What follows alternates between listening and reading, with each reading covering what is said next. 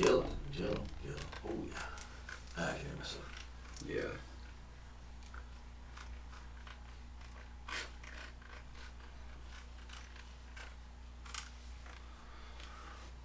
Damn, dude, so was it, man? Still can't get over that, dude. 6'2", gonna be 145. He'll probably balloon back up to what? 160 or so? 165, probably. Probably gonna go to Olive Garden after weigh-ins. Get some carbs in.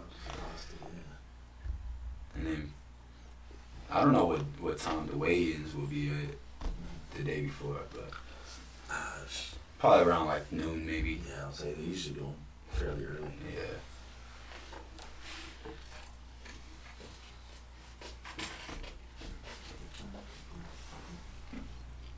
You might actually be live right now. I'm waiting for the video to drop in. So I shouldn't be saying what you said earlier? Oh, no, not at all, man. No. I don't want to get, You get canceled?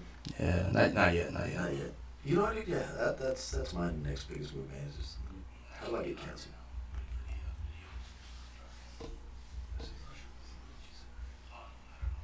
The thing about it, it'll probably be over something small. You know? Probably. You try to go big and they're like, oh, no, he's good. And then you disagree. And what? How dare you?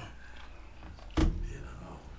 Looks like we got 3 people on there. Is it showing on the podcast? It's already showing live. But it's not video, But right? it's not video, yeah. You just got the colors.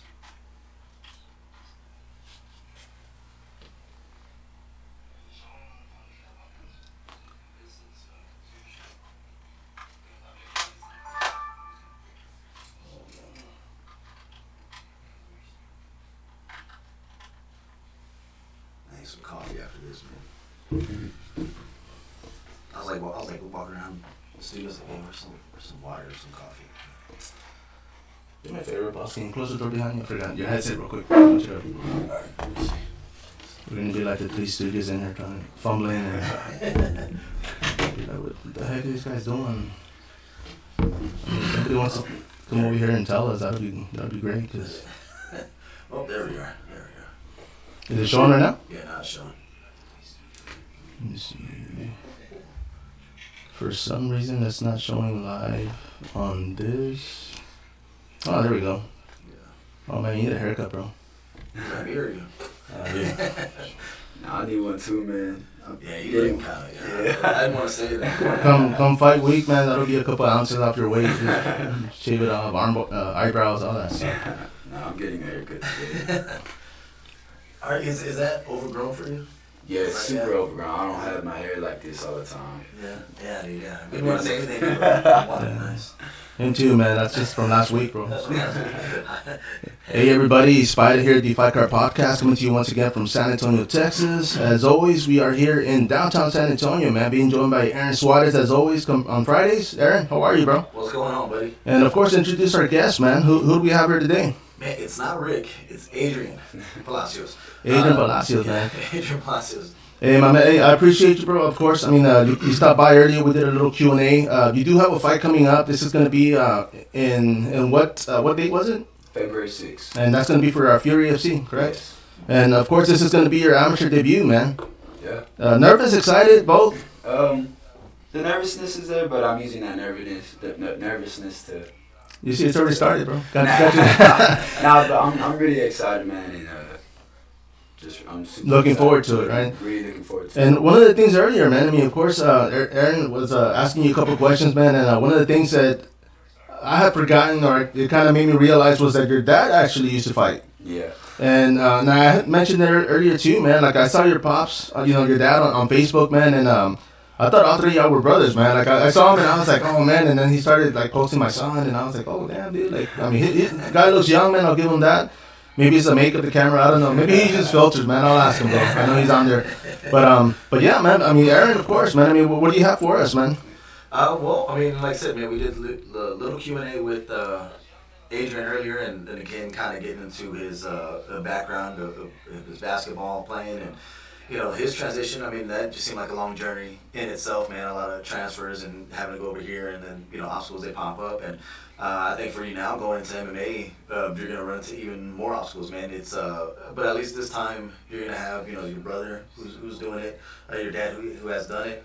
You're at a gym where, they've had plenty of fighters go through the ranks, so it's a good pathway for you coming up, man. So I mean, on top of that, man, excuse me, how's everything feeling? I feel really good right now. Just this weight cut. Just the weight cut, yeah. And then that was the other thing too, man, is that you're doing the weight cut during the holidays. So when did this start? When did the weight cut start for you? The weight cut actually started for me 2 weeks ago. 2 weeks ago, okay. But this week was like super strict. Yeah.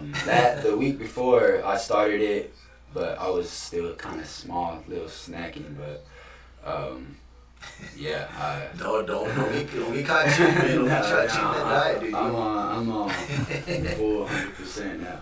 Yeah. Have they told you any weight cutting stories, like horror stories yet, or no? No. I mean, I've watched on YouTube UFC fighters cutting and like getting locked into the sauna with Josh Koscheck and Chuck Liddell with what's his name? So that would look bad.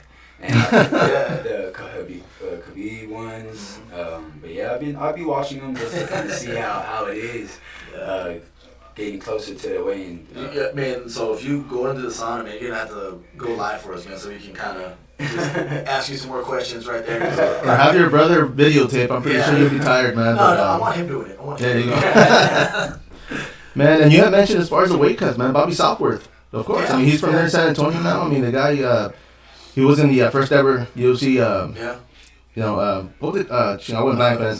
Ultimate Fighter. Yes, sir, man. I need my coffee too, man. Yeah, dude. But I mean, that was brutal, man. I mean, the fact that they had to drag him back in there, and I mean, his was extreme. It was like 30 plus pounds that he had to cut. Like that, yeah. And I mean, the guy made weight, and he got the win. Which is always good, man, because if you go through that and you lose, man, I mean, it's like losing twice, right? Yeah. But weight cut, man. I mean, you talked about your transitioning, going, from doing it during the holidays when everybody's out there eating tamales, and by everybody I mean Aaron's out there eating, and I'll take two. There you go. Next time bring some, bro. We'll wait for him to leave and then we'll eat.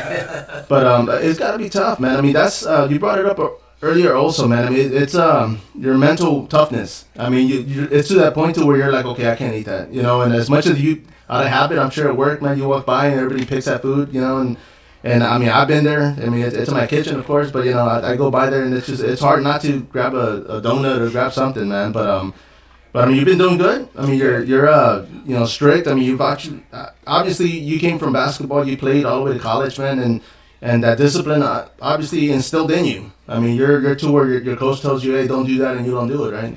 And of course, I mean, you're representing your team, right? Give us your team name, and I don't know if you know the location. I mean, I know they're south of us from here in downtown, but who are you fighting for this time?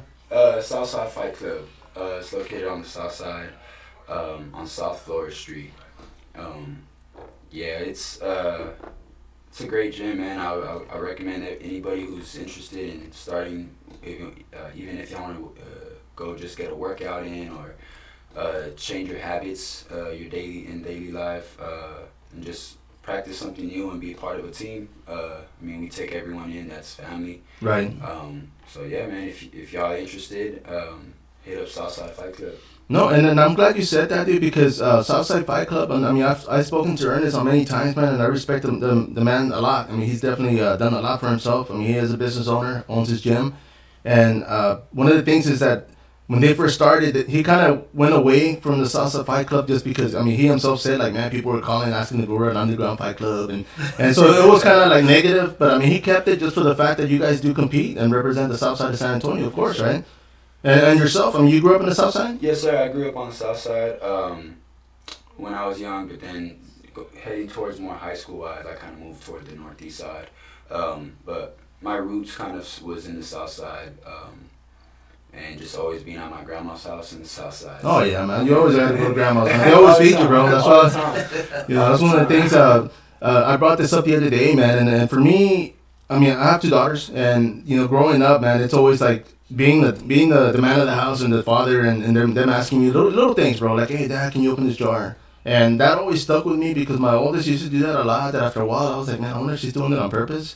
Or, I mean, but it made me feel good, and that's one of the things I always tell, ladies out there, man. Always, ask your dad for help, man. Even if it's little things, just because it makes us feel better as parents. Yeah. But the same thing with grandmas, man. I mean, they love to feed us because, of course, that's not the only reason we go over there. We want their company, but we also want their food. Yeah. I ain't gonna lie, man. And but yeah, man. But that's good, man. I mean, you definitely stuck to the south side, of course, like you said. I mean, earlier you had mentioned, man, your brother. I mean, he started fighting before you. He started training before you, of course, right? Now, I mean, you would say he's better in MMA right now than you?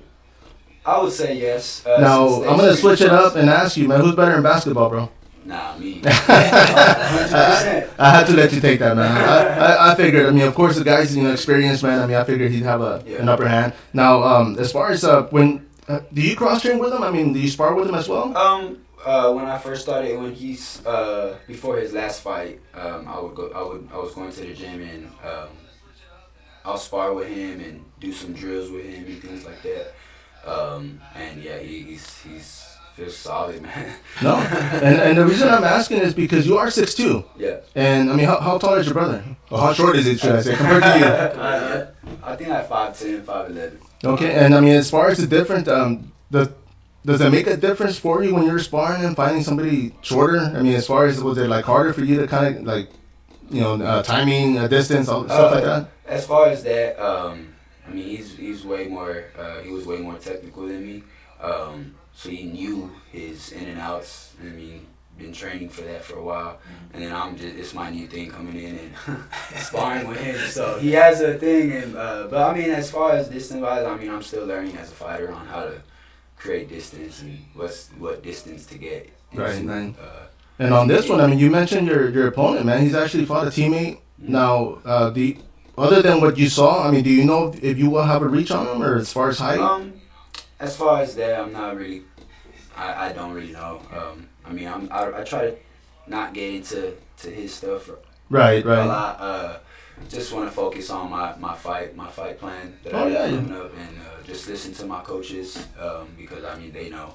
No, for sure, man. I mean, that's a good thing about coaches, man. I mean, obviously Aaron's been there himself, man. I mean, you gotta listen. I mean, once you get in there, a lot of people say, okay, they don't hear anything but their coach, and I mean, I hear their coaches too, man. And sometimes it's like, man, who are they coaching, man? Because it's just a lot of people aren't supposed to be there, man. And I see it, and it's just, it's unfortunate, man. But the fact that you have people that do coach and know what they're doing, they've competed themselves, they've coached more than a couple, more than one time, of course. They have experience, but that's good, man. I mean, do you think it's gonna be hard for you to hear, say you're on your back and you got your opponent on you trying to hit you and the lights on you, the camera's on you, and I mean, is it going to be hard for you think hearing your coach through all that?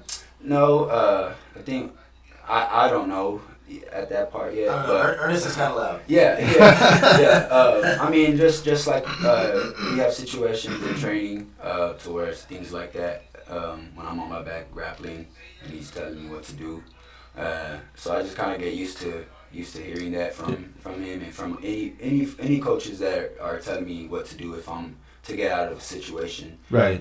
So I mean, it's just I gotta learn and just be coachable, man. Just because they know if I do that, I'm getting in a better position for myself.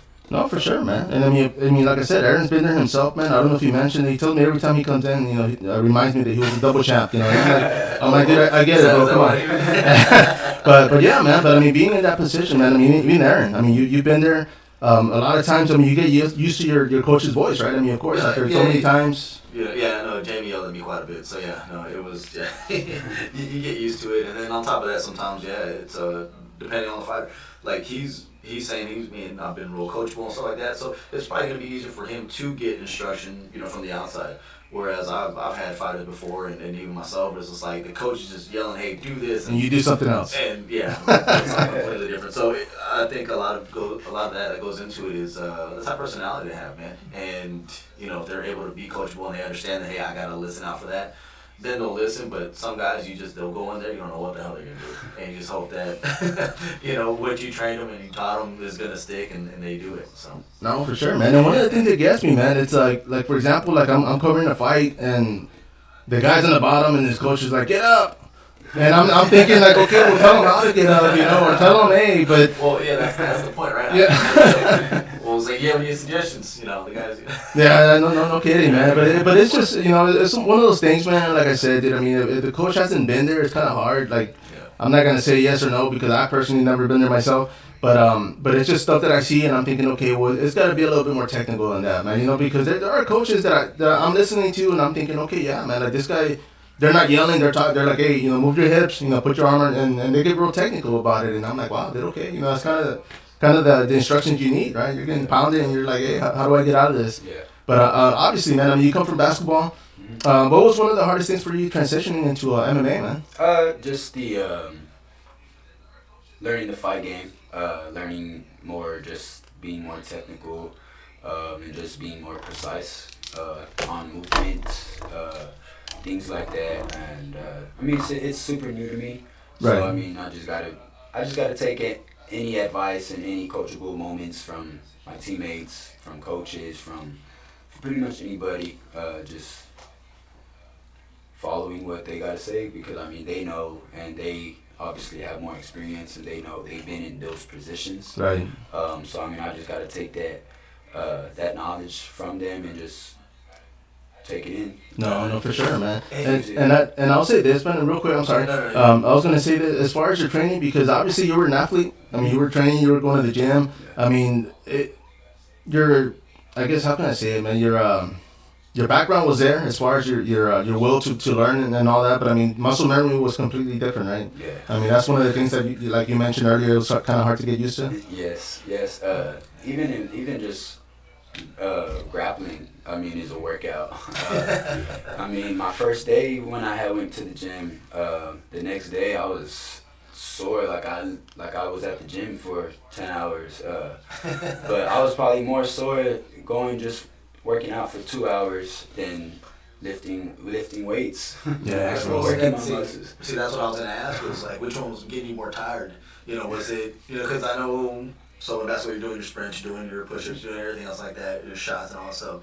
And then you're in a hot gym. Going and training with Ernest over there, you're in a hotter gym, or colder depending on, what season it is, right? And but then you're rolling, you're hitting pads, you're doing all these different things. Yeah, which one got you a lot more tired? Yeah, man. I'm gonna have to say Southside Fight Club working out with Coach Ernest, man, because I mean. It's obviously a different type of cardio. Yeah.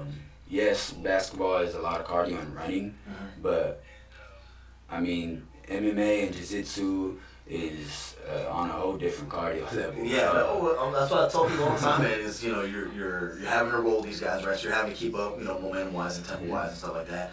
But then also too, you gotta grab them, when you're grabbing their gi and you're holding positions, and then like you have a headlock or something, you're trying to like really hold it, you're flexing. So yeah, man, it's a completely different type of cardio. Yeah, man. The cardio is. I like it because I love feeling dead tired. Yeah. And then like after being dead tired, like 2-3 minutes later, you're like kind of back to normal. You're like, man, that was a push. That was a moment where like I mean I was like there was times when I was spar and actually this last time we sparred, I was kind of Coach was telling him to put it on me since I mean I have a fight coming up and it's my first. I need to know how it feels. Yeah.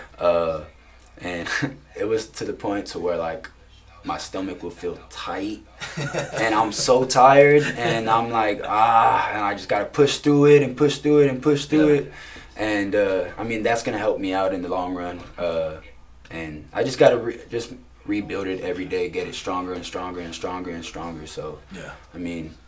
I look at it as a good thing, not a bad thing. Have you done the 1 minute goes or the gauntlet or whatever, where you have somebody somebody different every minute? Yes, so I haven't done that yet, but I've done it with Coach before when I used to train. Yeah, I even got bull ringed a couple times. But yeah, those aren't fun. But I mean, it's a good push and a good to learn on how to do things and function mentally and physically when you're tired at that dead tiredness. So I mean, just a learning process. As well. No, that's where that mental toughness really does come in those moments right there. Just kind of like, because you have the choice of like, okay, you know what, I'm just gonna stop. They can do whatever they want to me, or you can, hey, let me at least try to continue moving and at least try to work for a better position. Yes, sir. And I gotta say, man, it is Christmas week. I mean, tomorrow is Christmas Day. Yeah. I mean, you guys get your shopping done, man? Are you done shopping for Christmas or no, man? I kind of did a little bit of last minute shopping yesterday. Well, after I had to go kind of before school, cause I'm in nursing school right now, so I have nights classes. Oh, okay. Wow, dude. Yeah, man. Yeah, man. So, yesterday I had to go before I had to go to class. So I mean, it wasn't a lot. It was for the kids, so I mean, it was a little bit easier. But yeah, man, I'm pretty much all done with Christmas shopping right now. And not to put you in the spot, but did you bring us anything, man? Or are you gonna save that for tomorrow, bro? Just asking. It's under the tree. It's under the tree. Yeah. You see, man. Personally, myself, man, I haven't done any shopping yet, man. So on my way out, I'm just gonna start grabbing stuff that I can put in the box, bro. There's some. Yeah, I see a shirt back there. Aaron left his hoodie last week, so there's some nice stuff here. I'll take that green. Yeah, gotta make what I can, bro. And I haven't done anything. I ain't gonna lie, dude. I mean, I'm probably just gonna give everybody money, this year, and it works, man. I mean, hey, I'd rather buy you something, give you money, that way you buy what you really want. And well, see, that's what my kids want.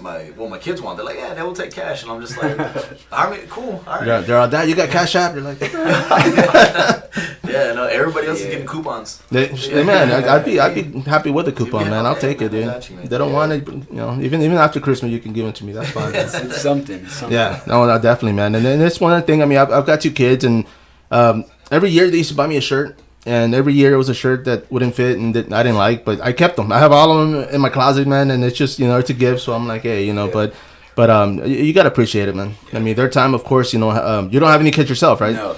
So that's good.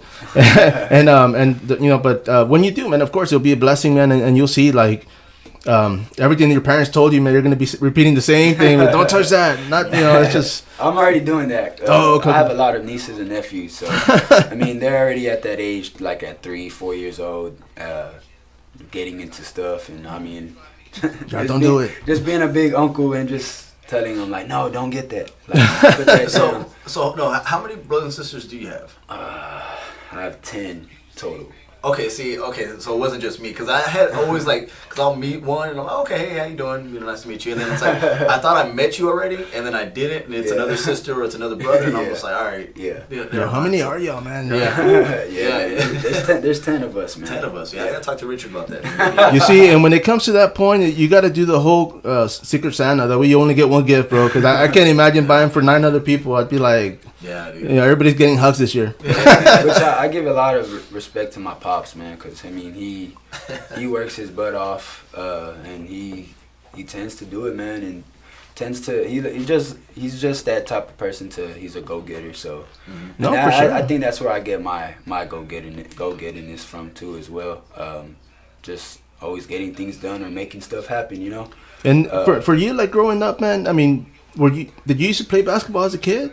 So actually, man, I was a skater. Really? I used sweet, to skateboard, and I mean, I used to go to Jaws skate park. I used to just be around skateboarding and grinding rails and all that. But yeah, I was a skater, and then after that, I kind of got when I was able to play sports in middle school. I played football. I played pretty much everything. I was just an all-around athlete. I was actually playing football was my main sport. I even played like in Taifa, Pee Wee, nice, man. With the Harlandale Indians. There was a league that I played for, and then I kind of got introduced to basketball like around 6th, 7th grade, and then I just kind of. Everyone was like, hey man, if you really keep at it, you could do something with this basketball stuff. Yeah.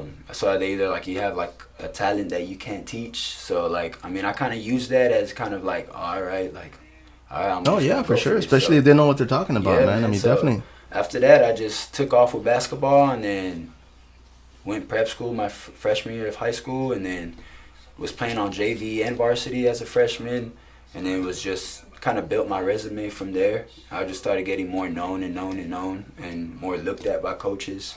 But I was under kind of like the radar recruitment-wise, just because, I mean, from San Antonio. I mean, back then when this guy Mexican there, he's probably like 5'5", trying to shoot hoops.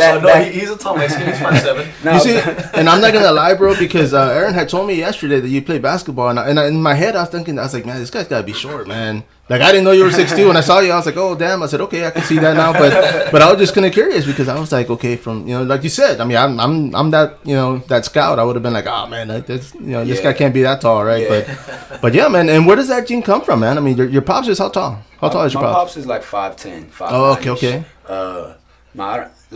Me personally, I think I got my height from my mom's side. Yeah. My mom's around like 5'6", and then all my cousins from my mom's side are like 6'8", 6'10". Oh wow, man. 6'7". Y'all got that Viking gene there, man. Some of them played. Some of them played in like big time, like Mexico professionally, and oh no joke, man. Oh wow. So I mean, I have a little background in that part, going towards that family, but I think that's where I kind of got my height genes from. Because I mean, I look at my family and I mean, I'm tall. Like when I go to all family, you're like, grandma. Oh, there you are. All my family functions that I go to, I'm like super. You stand out, man. I stand out. I'm like, man, I got blessed. You see, and I gotta say, are you the one that always has to hold the piñata, dude, at the parties, bro? Yeah. They're like, oh, give it to him. You're like just holding it up. Give it to Adrian. Yeah. And I'll say this, man, because obviously, I mean, like you said, I mean, as far as your height, because your dad's not. I mean, I didn't realize how he was that tall. Cause that's, I mean, for San Antonio, man. I mean, I'm 5'8". If I tiptoe, I'm like 5'8" and a half. I don't know sometimes, but yeah, I mean, my kids, they're, my oldest is like 5 foot, and for the longest time, she was like, Dad, she went to for a physical because she played soccer, man. She actually had gotten a scholarship for playing soccer, man. She went to Victoria College for 2 semesters. She didn't stick with it, man, but it's opportunity, like you said, man. I mean, you got to get it. But one of the things, she went for her physical, and she calls me and she's like, Dad, she was excited, and I was like, yeah. So what happened? And she's like, oh, I just did my physical, and she's like, Dad, guess what? And I'm like, well, what's going on? And she's like, I'm 5 foot, and I said, okay. And she's like, this whole time I thought I was 4'11". And I'm like, but she was happy for it. So I'm like, hey, baby, I love you, baby. By the way, if you're out there, but it's something. But I mean, I was like, hey, why not, man? She was excited for that, and I got excited for her, man. But 6'2", man, that's pretty tall. Yeah, so my 13-year-old, he's like right there with me already, and so I'm just like, damn. And then, but my wife, her brothers and stuff, they're all 6'1", 6'2". So I'm like, okay, that's cool. All right, I didn't get that from me. And then I see my other son, my second, and I'm just like, hey, sorry, buddy. You're stuck with this, buddy. Yeah, you're probably on our side. This is as best as you can get. You see, that's when you got to work on your sense of humor, man. Man, at least we got that, bro. Yeah, hey, let's give you some personality, kiddo. There you go. But yeah, man. But I mean, of course, man. I mean, you are local to San Antonio. You were away for years, man. I asked you this because I've been through this myself. But being away from the South Side, I mean, of course, you had grandma, you had family, but did you feel different coming back and going back to the South Side? Did you feel like you didn't belong there? Or did you kind of feel awkward about it? No. I mean, it feels like my stomping grounds and where I came from. Okay. I always use that motive, saying where don't forget where you come from. Right. Even if you move to a better part of side of town. But yeah, man, I mean, I don't feel any type of way going back to the South Side. I mean, it's just where I grew up, and I mean, it's changed a lot though since. No, yeah, I mean, that's everywhere, man. Especially right now. I mean, before South Side, you mean like where about more or less? What street? Right there, Whitman. Oh, okay. Whitman Street, 1210 Whitman. So yeah, you see, and one of the things for me, man, is because I mean, I grew up on the West Side. I mean, I was right there off of West Commerce and John McMullen area. Okay. But for years, I mean, I had moved out there by Ingram, and not to say it was like anything, and then I moved out there by Thousand Oaks, and of course, my mom still lived on the West Side. And I would go out there, man. I'd go to HB or I'd go somewhere, and I always felt awkward, man. I always felt like people were looking at me and like I didn't belong, and so it was kind of different, man. But one of the times, for example, man, I picked up my brother. He's like, hey, my car won't start. Can you drop me off at work? So I'm like, yeah, sure. I go out there to by Las Palmas. He was staying out there. Pick him up, and I'm going down Joe McMullen, and there's a cop pulled somebody over. So I said, I put my blinker, I make a right before him. And as soon as I make that turn, man, woo, caught behind me, and I was like, what the hell? So they pulled me over, you know, and I license, registration, all that good stuff. And I told the cop, one of them's like standing next to my brother. I didn't realize I saw him, and I was like, oh, damn, dude. I said, is everything good? And he's like, yeah, we're just doing a checkup. And I said, you mind me asking, you know, why I got pulled over? Oh, man, well, we've never seen your vehicle here before. Or we haven't seen it. And I couldn't see that because, yeah, and it wasn't even anything good, man. I mean, but I was just like, okay, yeah, I guess because they get familiar with faces, you know. I mean, I was literally, it's been forever that I've been through that neighborhood or whatever, man. And I said, well, I was just cutting around, I was just cutting through, man. My brother's going to work, and I started throwing out names like, hey, you know, so-and-so. And the guy's like, yeah, you know, at the time, I don't remember if he said he was training with BTT or Powerhouse. He was he was a police officer, but he had told me a gym name. And I said, oh, yeah, I just started throwing names. And he said, oh, okay, you know, so-and-so. And I said, man, I know everybody, man. Like, yeah. So, I mean, of course, it gave me a warning, you know, so that was good. But but it's just, yeah, man. I mean, that's the only reason I asked, bro, because it's just, I mean, not saying you don't belong there, but it just kind of feels awkward. And like you say, maybe it's just the people, you know, time change. I mean, people move out. But that's good, though, man. I mean, now, as far as basketball, did you used to play out there in the South Side also, like pickup games? Or? Yeah, man. I grew up kind of like in the Whitman and Mayfield area. I used to stay in the Mayfield apartments growing up. So I would go play basketball at Pyron Park. That was kind of the main park that I would go to. It was right down the street from my grandma, so it was walking distance. So me and my brother would go and just play basketball and play pickup games there. So. Let me ask you this, bro. Whenever you guys would go play, who would they pick first, you or your brother? Me. Oh, man. And now I don't blame him because I'd be like, dude, I want the tall guy. Oh, yeah. Yeah. And then at that time, that's like when I started, like, was able to dunk and things like that. So, I mean, I was going to say, damn. Yeah, I kind of had, like, an advantage of, I mean, every time I would go to the parks and stuff, like, I'm not trying to brag on myself, but I would dominate, and it would be fun to do that, you know.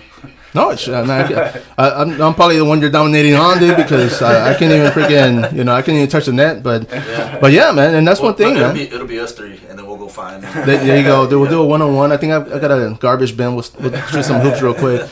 But yeah, man. But Aaron, man, I mean, you used to play basketball? I mean, growing up? Man, I mean, that's kind of, that was the poor man's sport right there growing up. I mean, it was a soccer ball, but you still shot hoops, right? It was the red dodgeball. There you go, man. There you go. You know, I mean, so yeah, I mean, we had one at the house.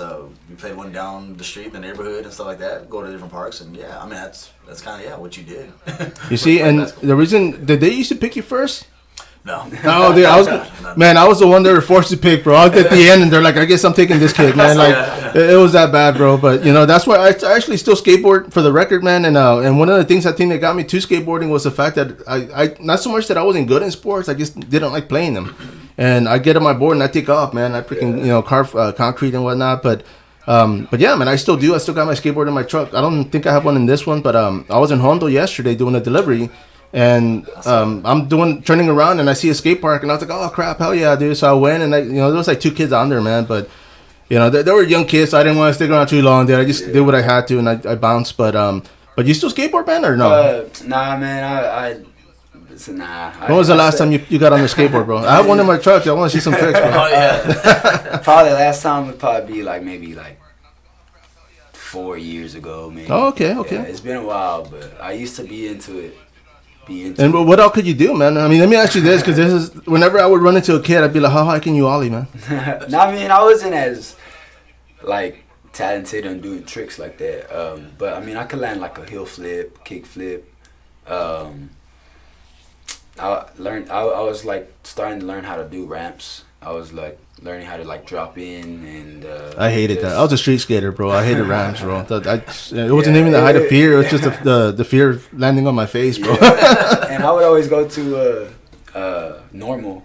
They have a skate park right there at Normal. So I used to go to skate back in the day. Well, I mean, back a couple years ago. Right. I know. I was gonna say, come on, man, you're not that old, bro. Yeah, I'm not. Making me feel like a dinosaur over here, man. And you skateboard, Aaron? You ever skateboard? I mean, well, just, I mean, I think my parents had got me one year. I wasn't into it, so that wasn't my thing. I think I just go down the hill. I think I fell once, and you should just walk around with it, right? Just look the know. part and be like, hey.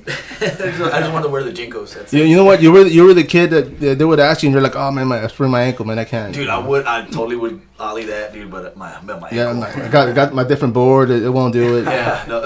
You see, man, and I never was good at skateboarding. There was, I mean, even now I can land my heel flips, I can land my kick flips, I can do 180 varial chubbits, I can land like basic caveman stuff. Oh yeah. When I used to skateboard, that was probably the same thing I could do. I never got any good, but I used to love caveman, the handrails.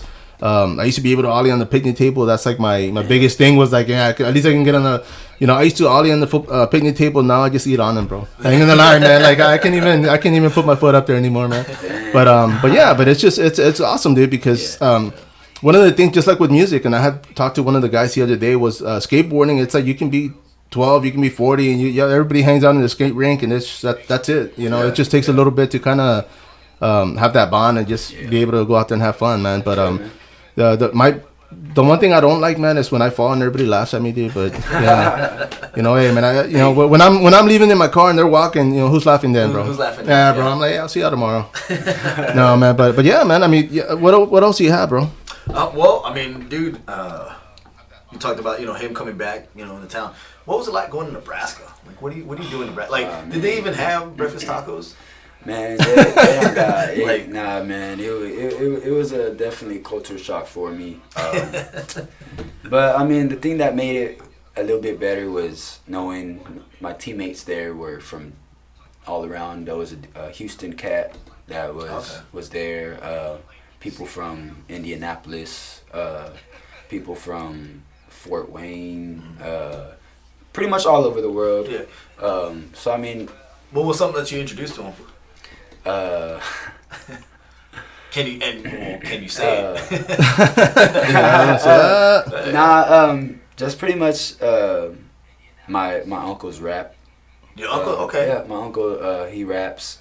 So I've kind of showed them his music and stuff like that, and they're like oh, it's different from like our type of music that we listen to and like underground rap and things like that. So I mean, but yeah, I kind of showed them off like my uncle's rap, and things like that. So well, see, and I have buddies right there in the military and stuff like that. So when they go, away or whatever, and then they listen to their music and stuff, they'll come back and they'll bring it back to us. And then I forgot who it was, but they're like, oh yeah, we've had this rap for like the longest time, or we've had it, whatever. And it's just a culture shock to hear. Yeah, different type of music, man. But yeah, other than that, just kind of like food wise here. Yeah. They're like, I never heard of Whataburger, or I never heard of like I'll say tacos, but they don't know what tacos are. They just call them burritos. They call them everything's like burrito. Like they call them breakfast burritos when you go to like a taqueria or something and you get like a bean and cheese taco, they're like, no, it's a bean and cheese burrito. I'm like, no, that's a taco. Yeah, if I can open it, it's a taco, man. Man. The burrito has to be tucked in, right? I try to tell them it's the same thing. They're like, no, it's the same thing. I'm like, no, it's not. That pretty much like those cup of things, and Big Red too. Nobody knew what Big Red was. Really? Oh man, poor souls. Yeah, man. They're like, "What's Big Red?" I'm like, "Man, it's a good." Let me ask you this: what flavor is Big Red? I don't know. You see, and then somebody asked me that one day, and let's just say I don't talk to that person no more, bro. Yeah, it ended that relationship. I said, you know what, Mom, I'm sorry, but no, but yeah, man. People always ask me, and I always say strawberry. Yeah, but I'm like. Damn, I don't know, bro. It's red. It's red. Yeah, don't worry about it, man. Just think it, But it's somebody had told me one time, they're like, man, it tastes like medicine, and I'm thinking, well, man, maybe that's a good thing, man. Maybe it is medicine, bro. Yeah. That's what we're here, I've heard that saying before too, that it tastes like medicine. Cause my girlfriend, she's from Colorado, and she's not gonna know much. She doesn't know it, and like her, even like the Mexican food here, when she tastes, she said it tastes different than her Mexican food in Colorado. Did she say it tastes better or worse, bro? They said, because we're swinging. We're swinging. That's what I'm saying, man. She said it's just like, I guess the sauce. I guess she said like they use like green chili sauce on all their enchiladas, or they have stacked. enchiladas. I don't know if y'all heard of those. No. Like her mom had actually came down here last June or July and made us like homemade enchiladas, and it was stack enchiladas. Damn. So it's like not, you know how you roll them up, right. enchiladas? They're not like that. They're like just like corn tortillas. Right. But then you put stuff on the bottom and then another stack them. So you just stack them. Oh, okay, yeah. So it's kind of like that. Like a casserole kind of? Like what do you call that, man? But yeah, I know exactly what you mean. Yeah, like I guess that's the way they ate their enchiladas over there in Colorado. Yeah, I mean, I'd probably make that if I was running, short on time. I'm like, man, just throw it on there, man. Stack that sucker. But I mean, it was actually like pretty, like it was actually pretty good. Yeah, man. But sounds like it. But yeah, every time we go like to a different like restaurant or anything, like she gets enchiladas to see how the Mexican food here tastes besides where she came from. Yeah. But yeah, I think that the food tastes a little different. But I think it's more like Spanish. More right, no, yeah. Over here, we're like San Antonio, Mexican, man. yeah. Not that it's a bad thing, but it's a lot of the stuff that we do and say. It's just like, man, that's not from Mexico. I'm like, heck no. Yeah. But yeah, man, because I lived in Florida back in the mid '90s, man. I went out there staying with my sister and my brother-in-law, and we used to work for a painting company, so we go out there and Siesta Key. I mean, dude, it was beautiful, man. I loved it. But one of the things, I mean, of course, there was a lot of Caucasian out there, and we would take tacos, and they'd be like, man, what is that? And I'm like, oh, it's a taco. And I would eat tacos out there in Florida, and it wasn't a freaking taco, dude. Like, I was just like, dude, what is this? It was just like, they would try to make it too fancy, and by fancy, I mean too expensive. And I'm like, dude, my sister's making these at home for free, Yeah, that's when you start, selling them, dude. No, well, bro, it's a funny story, man, because, we would go to work and they'd be guys and they're like, hey man, I'll trade you, man, can I have one? I'm like, yeah. So we'd be trading, like they give me like a freaking ham and cheese sandwich, right? So we're trading food, and before we know it, one of the guys like, hey, who's making those? And I said, well, my sister, man. And they're like, hey, well, would you sell them? And I said, I can ask her.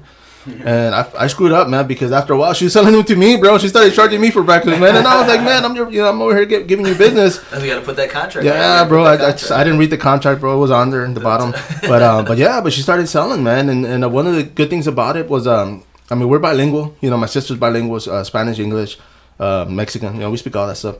And but one of the things, she was working at a courthouse out there, and cleaning, janitorial, custodial, whatever they call it now. And one of the things was, one of the judges, they were like, hey, well, nobody's bilingual, because there's a lot of Mexicans. In Sarasota, man, it was like a lot of Mexicans, bro. Like, literally, I got there, and I'm like, dude, where do we, did we go to Florida? Mexico, man, because it was a lot, And so, of course, she was working at the courthouse. One of the judges was like, hey, we need a translator. They asked my sister, because my sister, I don't know, they asked her something, and she answered in English, and they're like, man, you're bilingual? And she's like, yeah, I'm from San Antonio, right? Which is basically like North Mexico, but still, that's the way they see it. But he ended up getting hired, bro, as a translator. And I was just like, damn, dude, like, and she was making pretty good money, man. And you would think she would stop selling me tacos, and she didn't, bro. She was still charging me for breakfast, man.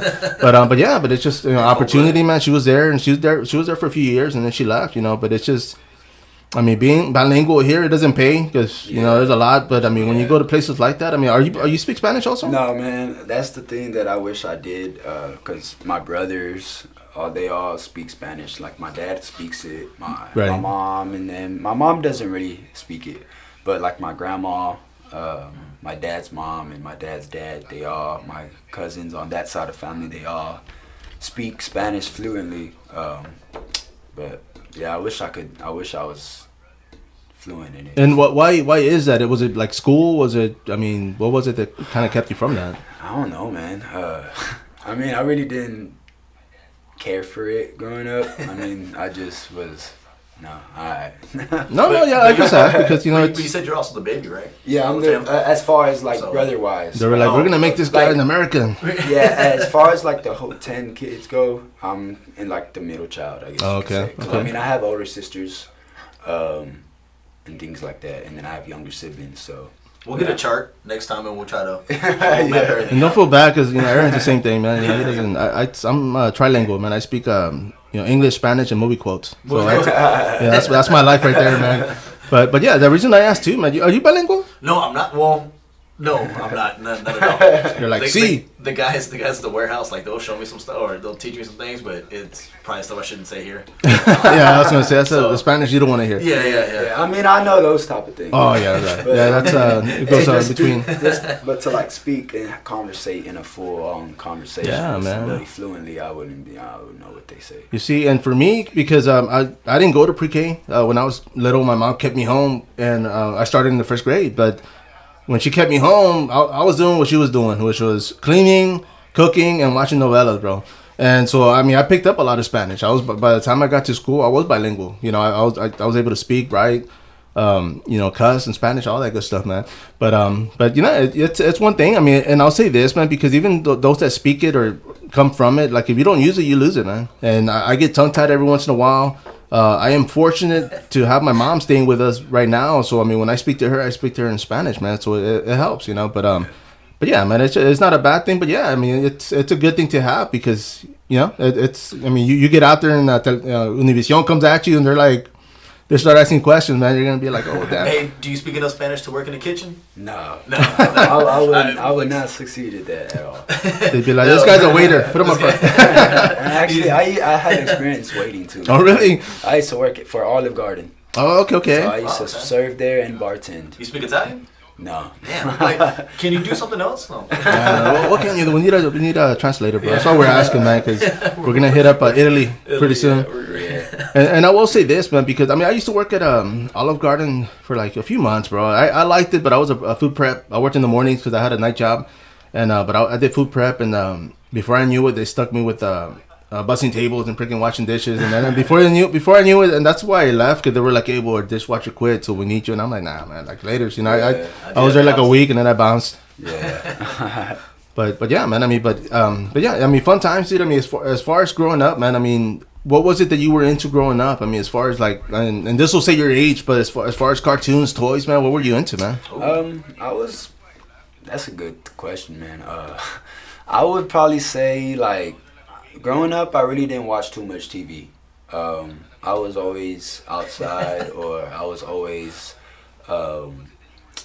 doing like outside stuff. Right. Even like that's like shooting BB guns at cans or something. Okay. I was always outside and doing. Oh yeah, man. I prefer the outdoors, man. Yeah, I was outdoor and like walking in the woods and like stuff like that. For no reason, just go right. I was just out doing things. I mean, out with like my friend's family or something growing up, and just always running around and just. I think I had ADHD back when I was a little kid. You were just doing that, like you had to get your hands on everything. Yeah, I had to get, and I was that type to like always push you to get mad. I was that type of child growing up and like. Oh, you were the middle child, man. I was gonna say because you're the instigator, bro. Like, I'm the middle child myself. Yeah, so my grandma chasing me around, like babysitting me, chasing me with like the chancla. Oh yeah, dude. Fly swatter trying to hit me. And see, that's what you gotta give her credit because that's where your reflexes. You know, she started working your timing and everything back then. She didn't know, dude, but she was helping you out. Yeah, you go, man. Yeah, man. But I mean, growing up, I mean, as far as everything, I was more adventurous and just outdoor person, and and video games. No, and you can't go wrong with video games. Yeah. And of course, skateboard too, right? Later on. Yeah, and then thank God that I started to I was an athlete as a kid too. I actually was training jiu-jitsu with my coach Ernest. When he had his stuff in his backyard. Oh really? Yeah. Oh yeah. So there was like pictures of me like when I was like a little kid. Oh nice, man! I didn't know that, man. You guys get to train again, dude. That's pretty awesome. Yeah. Dude. So and like it's like to see like the growth of the gym grow and where it's at now. You see, and if you would have stayed, you would have been a black belt right now, bro. Yeah, I mean that's what everyone. That's what even what my dad and them tell me. Like, man, imagine if like my dad was telling me. We had this conversation when he picked me up from training. He was like, man, imagine if you were still at it, like since you were like 7 years old, like you probably would have been in the UFC fighting big time names right now. And like I think about it, I'm like, dang, like that could have been out. You know, but of course, I mean, what you shows, man. Of course, it was good for you, right? Yeah, I mean, here you are, man. Of course, I mean the fact that, and I will say this, man, because with MMA, the life expectancy as far as like being able to keep fighting, man, it's not long. Yeah. I mean, once you get there, a lot of times, it's too little, too late, and a lot of fighters finally make it to the UFC, and it's just too little, too late, man. Everybody's already surpassed them. They're younger, faster. Yeah. But the fact that you have a base, you're employed, which is awesome. I mean, that's a good thing in itself.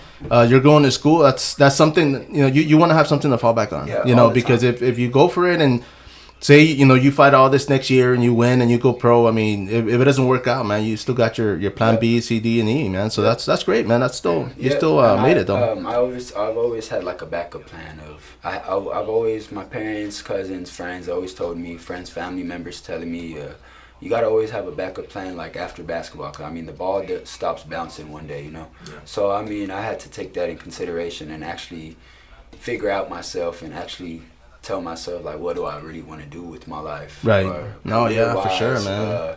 So, I mean, at that part, I just was taking it day by day, just living life, just trying to be the best person and individual and athlete that I could be when I was playing basketball.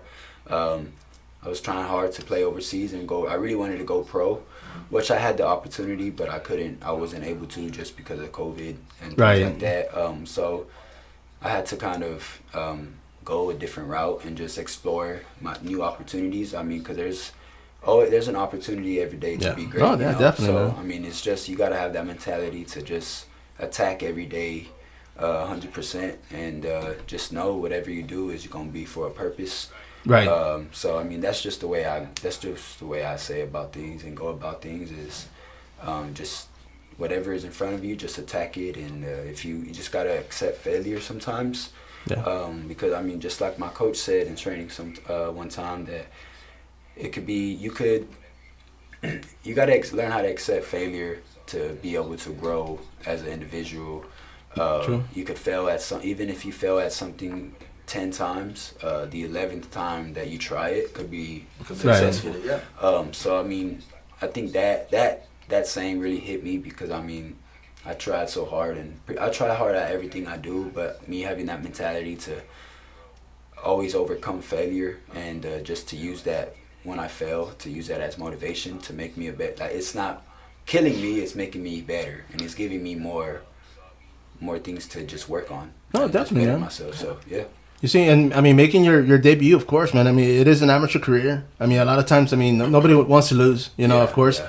I mean, not everybody can win two belts. Like I won't mention his name, but you know what, man? But I mean, it is experience, and of course, I mean, I've seen fighters that go undefeated as amateurs, they go pro, and then they start losing, man. Yeah. And I've seen the same, but the opposite. I've seen guys that lose every amateur fight, and then they go pro and they're undefeated, and it's like it's a mentality game, because by the time you and your coach, of course, sit down and your dad, they're like, hey, you know what, I'm ready to go pro. Yeah. I mean, of course, everybody's going to wait out, and if you're ready, man. But it's, I mean, it's definitely experience now. I mean, of course, like you said, you mentioned earlier, your debut, you're going to go out there and have fun. Yep. I mean, of course, that's the main thing, man. Just always, if you don't like it, then why are you doing it, Right. And, like, I'm just gonna go along with the ride and just enjoy the process, enjoy the trusting the process. That's the saying I always go, and I always told myself to just trust the process no matter what. Right. Even if it's gonna be super hard, don't quit. Just keep on going and just persevere on pretty much anything you do within that sport. Me learning everything in a timely manner. I mean, I think that's what I have that's kind of better for me is being coachable and being coached before and knowing what it takes to be an athlete, I guess you could say. I mean, a lot of people don't have athleticism and aren't gifted with that, and I'm just blessed to have that athleticism and able to do things. See, why you gotta look at me when you say that? look at Aaron, bro. Don't I'm starting to feel bad now. No, but it's true, man. I mean, it is a gift. I mean, the fact that you were able to pursue basketball and go with it and take it as far as you did, man. I mean, not everybody can do that. Yeah. I mean, like right now with MMA, I mean, you're going to make your debut. So, of course, sponsors, man. You mentioned, people helping you earlier, man. Go ahead and put them on blast real quick. Yeah, Chris Paulo. I want to thank my coach, Ernest Guello, my other coach, John Kirkman, and Jose Cabral, Brandon, Rebecca, the whole Southside Fight Club for taking me in and just working with me day in and day out, and just trying to make me a better person. Not just in jiu-jitsu or MMA, but just overall individual, just making me a better person. And I just want to thank them, and then also want to thank Fatima for helping me out with my meal, weight cutting, everything, giving me some advice. And just my brother and my dad for just being right there by my side, and my girlfriend as well, and my mom for just supporting me and just being right there next to me throughout my journey, through this new journey that I have going on in my life. And just everybody, all my supporters, all my second family, third families, everyone who supports me. I thank y'all for everything, man. No, for sure, awesome, man. Awesome. Oh no, man, that's all I got, man. It was nice listening to you, man, talking to you. Yes, kind of getting to know the person behind the fighter, at least coming up, man. So good luck on your fight. Good luck on your training camp. Hopefully you stay healthy and you get that weight cut under control. I'm still kind of. I don't want to see him the last week. So we won't hold any interviews the last week. All right. No, yeah. and I will say this, man. Just a heads up. Next time, if you do happen to fight during the holidays, have everybody postpone the holidays for a month, bro. Tell everybody, you know what, we're gonna celebrate January 25th. You know, after the fight. It sucks because my birthday is on Sunday. You had mentioned that, man. And so I can't even go party, or I can't do any of that because I even told my coaches man, my birthday is Sunday. They're like, I don't care. Nah, he's like, do push-ups. They're like, nah, don't. It's not even worth it. It's gonna be worth it. Like when you get the win, then you can celebrate. You're gonna actually tell yourself I made this sacrifice for this. Yeah. And it's just gonna all be good at the end. So on the fight, you said what date is it? February 6th. And that's on a Sunday, right? Sunday. Okay, exactly. So we'll celebrate your birthday on Monday, bro. Yeah. February the 7th, man. That's your birthday. Yeah. But yeah, man. But hopefully, even those listening, man. Just a heads up. You can't eat everything right now, so do this young man a favor and make tamales after his fight, man. Yeah, tag him on some stuff, man. I'm gonna do that on Instagram. No, man. Well, as always, bro. Like I said, we are the Fight Card Podcast, of course. Aaron Suarez has been stepping in, helping us out, and for us, this is local. Of course, we are here in San Antonio, man. But for anybody out there listening, man, I know you have mentioned Jose Cabral is going to be fighting on that card as well. Yeah. Adam Gates. Yeah. And I will be reaching out to you, man. Definitely bring him in again. Bring him in to get him on here. But who else is on that card from your team? So it'll be, I think he said me, Brandon Gutierrez, Jose Cabral, Adam Gates, and Rebecca. Oh, she's fighting also. Rebecca, yes. Okay. Five people, man. That's a busy corner. Yeah. So the goal right now for us is we're just working hard, getting each other ready, and just pushing each other to become better, and just so everything when the fight night comes, we just go out and just have fun and just put on and show. Put on a show, yeah.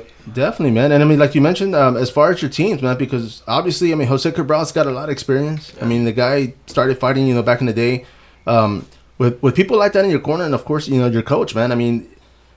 How is it to be able to? How do you see it now?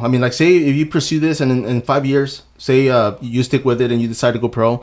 Are you thinking long run? Are you thinking maybe pursuing mixed martial arts, to coach and do what they're doing? Yes, and I really want to actually take it as far as I can.